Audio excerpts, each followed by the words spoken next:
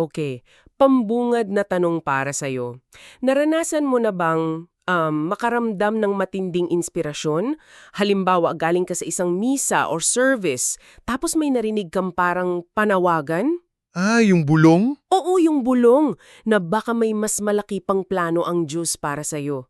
Pero halos kasabay nun, biglang may lilitaw na takot. Agad-agad, no? Agad-agad. Yung mga tanong na, kaya ko ba to? O paano yung pamilya ko? O anong sasabihin ng iba? Hindi mo naman siya totally tinatanggihan, pero hindi mo rin niyayakap. Kumbaga, ipinagpapaliban mo muna. Kung pamilyar sa'yo yung pakiramdam na yan, para sa'yo tong pag-uusap natin ngayon. Alam mo yung pakiramdam na yan mismo ang sentro ng mga material na pinag-uusapan natin. Madalas kasi, ang akala natin, ang hadlang sa misyon ay yung mga practical na bagay. Oo, kulang sa pera, sa oportunidad, sa kaalaman. Pero ang argumento dito, iba. Ang sabi, ang pinakamalaking hadlang daw ngayon ay isang krisis sa katapangan. At ang matindi pa, hindi naman daw natin konkretong tinatanggihan yung tawag. May isang linya dito na tumatak talaga sa akin. They simply postpone obedience. Ipinagpapaliban lang. Yung mamaya na, o sige, next year na lang. At dahil dyan, ang susuriin natin ngayon ay nakasentro sa librong Embracing the Call to Courage. Ang gusto nating himayin ay kung paano nito binabago yung pananaw natin sa katapangan. Kasi hindi raw ito isang katangian na para lang sa iilan, di ba? Oo, hindi para sa mga likas na matapang lang. Sa halip, ito'y isang bagay na nililinang. Isang pagsunod na may pananampalataya kahit nandoon pa rin yung takot. Ang goal natin dito ay hindi para bigla kang maging superhero. Ang gusto nating mangyari ay magkaroon ka ng kalinawan. Okay, simulan nating himayin to. Ang unang malaking ideya dito sa mga sinulat na ito ay yung pagbawas to sa kung ano ba talaga ang katapangan. Kasi, aminin natin, ang tingin ng marami sa atin dito ay parang isang personality trait. Para sa mga naturally bold lang. Oo, para lang sa kanila o sa mga spiritually elite. Pero ang sabi dito, hindi raw ito yung kawalan ng takot o yung parang emosyonal na yabang. Paano ba talaga ito tinitingnan mula sa perspektibo ng Biblia? Ang ganda ng pagka-define nito dito eh. Sinasabi na ang katapangan sa Biblia ay tapat na pagsunod sa gitna ng takot. Faithful obedience in the presence of fear. Yun. Hindi raw ito pagiging fearless. Kundi pagiging faithful. Kundi pagiging faithful, yun yung pundasyon. At para mas maintindihan natin yan, nagbigay sila ng ilang napakagandang halimbawa. Unahin natin si Isaiah. Yung nasa templo. Eksakto. Yung katapangan niya hindi nanggaling sa tiwala sa sarili. Actually, kabaligtaran. Nagsimula yun sa nanginginig na paggamangha matapos niyang makita yung kabanalan ng Diyos sa Isaiah 6. Ang una niyang reaksyon, hindi game ako dyan, kundi, woe to me, I am ruined. Kawawa ako, ako'y napahamak. Oo, isang malinaw na pagkilala sa sariling kakulangan. Tapos, pagkatapos siyang linisin ng biyaya ng Diyos, doon lang niya nasabing, heto ako, isugo mo ako. Hindi ito tapang na galing sa sarili. Tugon ito sa biyayang natanggap niya. Teka, ang laki ng implikasyon niyan. Ibig sabihin, yung pakiramdam na hindi ako handa o di ako karapat-dapat, hindi pala yun sign na dapat kang umatras. Baka yun pa nga ang simula? Wow! Baka yun pa ang simula. So ang pagiging handa, hindi prerequisite, kundi resulta ng paglapit sa Diyos. Grabe! Yun mismo yung punto. At hindi lang si Isaiah, no? Tingnan natin si Joshua. Paulit-ulit siyang inutusang magpakatatag at magpakatapang sa Joshua 1. Oo, parang ilang beses inulit yon. Yung mismong pag-ulit ng utos, parang sinasabi na hindi ito natural sa kanya. Kailangan niyang marinig yun ng paulit-ulit. At ano ang pinag-ugatan ng utos na yun? Hindi, kaya mo yan Joshua. Ang ugat ay yung pangako. Nasa iyo ang Panginoon mong Diyos saan ka man magpunta. So yung presensya ng Diyos? Yung presensya ng Diyos, hindi yung innate ability ni Joshua, yun yung totoong source ng tapang. Alam mo, yung kay Joshua, ang pinaka-interesting para sa akin. Kasi kung inuulit-ulit sa kanya na magpakatatag ka, ibig sabihin, hindi talaga siya matatag nung umpisa? Malamang. Nakaka-relate ako doon. Parang sinasabi sa'yo na okay lang na kailangan mo ng constant reminder. Hindi pala one-time big tea ang katapangan. At panghuli, si Pablo. Ang buong ministry niya ay isang testament sa ganitong klase ng katapangan. Naglakbay siya hindi dahil safe o komportable. Naglakbay siya dahil sa pagsunod. Sa kabilang lahat. O sa kabila ng pagkaakakulong, panguusig, at lahat ng hirap, ang tapang niya, hindi heroismo. Pagsuko ito sa isang mas malaking kalooban. Kaya kung pagsasama-samahin mo sila, lumalabas na ang katapangan ay hindi isang bagay na mayroon ka o wala ka. Desisyon ito. Desisyon na sumunod. So dito na nga nagiging game changer yung buong konsepto kung hindi ito personality trait. Ay right. Ibig sabihin, hindi na valid yung excuse na, hindi kasi ako likas na matapang. Wala na yon. Ang sinasabi pala rito, para itong pag-gym, isa itong spiritual discipline. Isang disiplinang espiritual na kayang i-practice at palakasin ng kahit sino. Hindi ito reserba para sa iilan. Tama ba yung pagkakaintindi ko? Eksakto. At tulad ng anumang ehersisyo, nagsisimula ito sa pagharap sa isang bagay na madalas nating iniiwasan. Yung bigat, yung resistance. Sa kasong ito, yung takot. Okay, so kung ang katapangan ay pagsunod kahit may takot, parang kailangan nating pag-usapan yung elepante sa kwarto, yung takot mismo.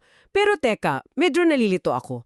Kasi ang laging sinasabi sa atin, huwag kang matakot. Parang pinapalabas na kasalanan o kakulangan sa pananampalataya pag natatakot ka.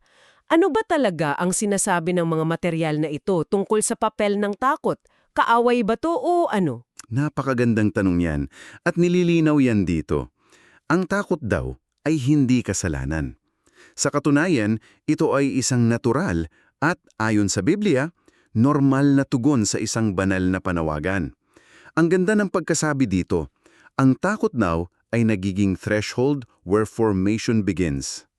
Yung hangganan kung saan nagsisimula yung paghubog. Oo, kasi kapag natatakot tayo, lumalabas kung ano talagang pinapahalagahan natin, yung mga bagay na ayaw nating mawala. At lumalabas din kung saan tayo nagdududa sa kakayahan ng Diyos. Parang diagnostic tool. Oo, parang x-ray ng puso. At may ilang karaniwang takot na tinukoy dito na sigurado kung marami sa atin, kasama ka, ang makaka-relate. Una, yung takot sa kakulangan or fear of inadequacy. Ito yung bulong na, hindi ako sapat.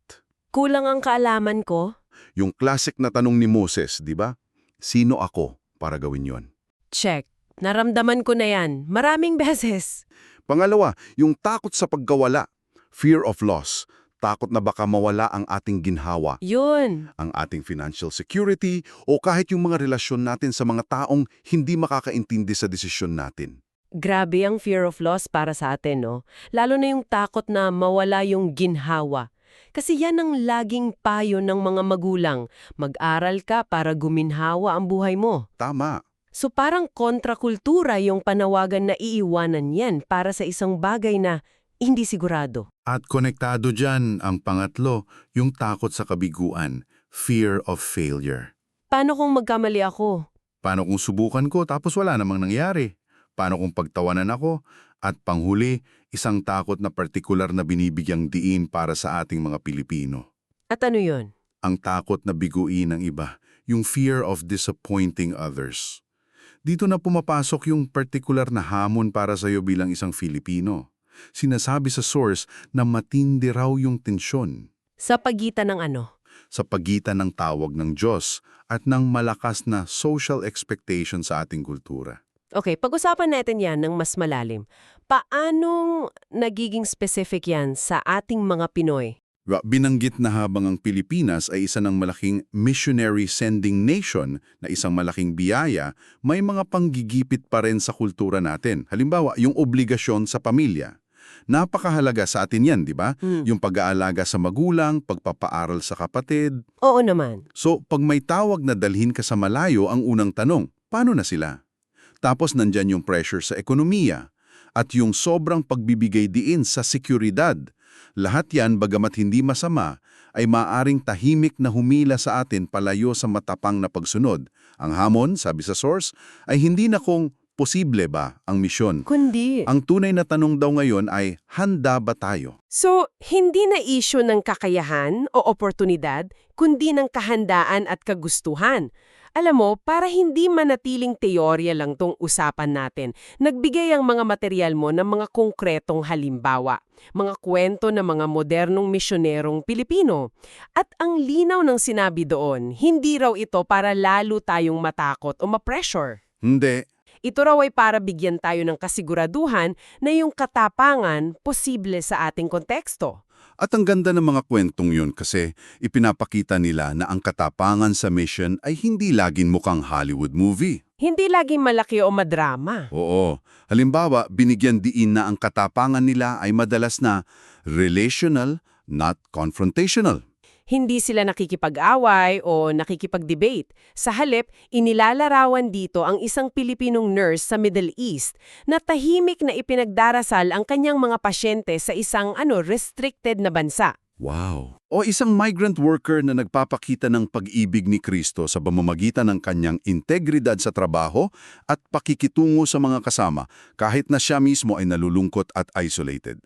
Ibig sabihin, yung buhay mismo nila ang nagiging mensahe. Yun! Hindi kailangan ng entablado o mikropono. Eksakto! Madalas silang nagsisilbi bilang isang Christian minority sa kanilang lugar kung saan yung kanilang work ethic at pakikipagkapwa-tao, yun na yung nagiging pinakamalakas nilang sermon. At isa pang napakahalagang punto na binanggit ay yung courage to remain. Ang katapangan na manatili. Oo, manatili sa kabila ng hirap. Hindi yung uuwi na lang kapag nagiging mahirap na ang sitwasyon. Ang kanilang katapangan, sabi sa source, ay madalas na hidden, costly, and sustained. Hidden, costly, and sustained. Grabe, yung tatlong salitang yan. So ang aral dito, yung kabayanihan sa misyon, hindi laging nakikita sa headline. Hindi talaga. Ito yung tahimik na katapatan na pinapanindigan araw-araw sa mga lugar na marahil ay walang ibang nakakakita kundi ang Diyos. Yun pala ang tunay na katapangan. So, nakita na natin yung definition, yung mga hadlang na takot, at ngayon yung mga totoong kwento ng mga kapwa nating Filipino. Sigurado, ang tanong mo ngayon, okay, gets ko na. Pero paano ako magsisimula? Hindi naman ako nurse sa Middle East. Yun yung tanong. Dito pumapasok yung mga practical na payo mula sa source. Paano ba ito nililinang? Hindi naman ito isang one-time decision, di ba? Hindi. Na isang malaking yes lang tapos okay na lahat. Hindi talaga. Inilalarawan ito sa source bilang isang long yes. Isang pangmatatagalang pagsunod. Oo. Na binubuo ng maraming maliliit na oo, araw-araw. At may mga practical na paraan daw para ito malinang. Hindi ito magic. Isa itong proseso. Ang una ay simple pero napakalalim. Simulan sa maliliit na pagsunod. Or obey at the scale you are given. Anong ibig sabihin yan? Paano yun? Ang katapangan daw ay parang muscle. Hindi ka naman nagsisimula sa gym sa pagbubuhat ng pinakamabigat na weights, di ba? Siyempre hindi. Nagsisimula ka sa kaya mo at habang tumatagal lumalakas ka. Sa kontekstong ito, sa bawat maliit na pagsunod, tulad niyan. Halimbawa, yung mahirap pero kailangang pag-uusap sa isang kaibigan. Yung maliit na sakripisyo ng oras o pera. Yung isang maliit na hakbang palabas sa comfort zone mo? Oo yun. Sa bawat ganong pagkakataon, lumalakas yung iyong spiritual courage. Inihahanda ka ng Diyos sa mas malalaking bagay sa pamamagitan ng katatatan mo sa maliliit. May sense yan. Parang training ground yung araw-araw na buhay. Ang susunod na hakbang may kinalaman sa ambisyon. Ito ay isang bagay na madalas nating tinitingnan bilang negatibo o makasarili sa konteksto ng pananampalataya. Oo, pero ang pananaw dito ay i-redeem ang ambisyon. Ang tawag dito ay redeeming ambition. Sa halip na ituring na hadlang ang misyon sa iyong personal na ambisyon, ang tanong na dapat mong sagutin ay paano ko may aayon ang aking mga pangarap, talento at kakayahan sa mas malawak na layunin ng Diyos. So hindi sila magkaaway? Hindi. Ang ambisyon ay hindi kaaway. Isa itong enerhiya na pwedeng i-redirect para sa kanyang kaluwalhatian. Hindi ito pagtapon sa pangarap mo, kundi pag-aalay nito sa Kanya. At may isa pang punto tungkol sa panalangin na talagang nakapukaw sa akin. Ibang klase. Yung manalangin para sa pagsunod, hindi lang para sa gabay. Yun! Kasi madalas, ang dasal natin ay para sa direksyon, di ba? Lord, saan po, ano po ang gagawin ko, bigyan niyo po ako ng sign. Pero ang hamon ng source ay manalangin din tayo para sa tapang na sundin kung ano man ang kanyang ituro. Kasi madalas alam na natin. Madalas sa totoo lang, alam na natin kung anong dapat gawin. Ang kulang ay yung tapang para gawin ito. Aray, tumama yun. At panghuli, at marahil ito ang pinaka-critical sa lahat, community at mentorship. Paulit-ulit na sinasabi ng katapangan ay hindi nililinang ng mag-isa. Ito ay lumalago sa isang community. Hindi ka Lone Ranger. Hindi, ang pagkakaroon ng mga taong makakasama sa paglalakbay, mga mentor na nauuna na sa daan, ay mahalaga para hindi ka nag-iisa sa iyong mga takot at pagdududa. Kaya pala binanggit doon na ang isa sa mga unang praktikal na hakbang kapag nakakaramdam ka ng tawag at takot ay ang makipag-usap sa iyong leadership o sa isang mentor. Tama. Para yung takot hindi manatiling nakakulong lang sa isip mo kung saan lumalaki ito at nagiging parang halimaw. Kapag naisasatinig mo na ito sa isang ligtas na komunidad, sa isang taong mapagkakatiwalaan mo, nagsisimula itong lumiit, nagiging manageable. Nagkakaroon ng perspektibo. Kung lalagumin natin ang lahat ng napag-usapan natin, ang katapangan ay hindi pala isang bagay na hinihintay nating dumating. Hindi ito isang pakiramdam na bigla na lang lilitaw kapag handa na ang lahat. Hindi. Ito ay isang desisyon. Oo, isang desisyon na sumunod kahit nanginginig ang tuhod. Isang disiplina na nililinang, brick by brick. Araw-araw. Sa tulong ng panalangin, komunidad, at maliliit na hakbang ng pananampalataya. At para sa iyo na nakikinig, lalo na bilang isang Filipino, ang hamong ito ay partikular na makabuluhan. Sa huli, ang lahat ng mga material na ito ay nagiiwan sa atin ng isang hindi maiiwasang tanong. Isang tanong na hinarap ni Isaiah noon sa templo habang naniningig sa presensya ng Diyos. Isang tanong na hinaharap ng bawat isa sa atin sa iba't ibang yugto ng ating buhay kapag ang isang sermon o isang bulong ay tumatama ng sobrang personal. At ang tanong na iyon ay ito. Kapag naging personal na ang tawag ng Diyos sa iyo, kaninong salita ang hahayaan mong maging pinal? Sa salita ba ng iyong takot o sa salita ng Diyos na nangangako ng kanyang presensya? Ang panawagan ay naibigay na. Ang natitira na lang ay ang iyong tugon.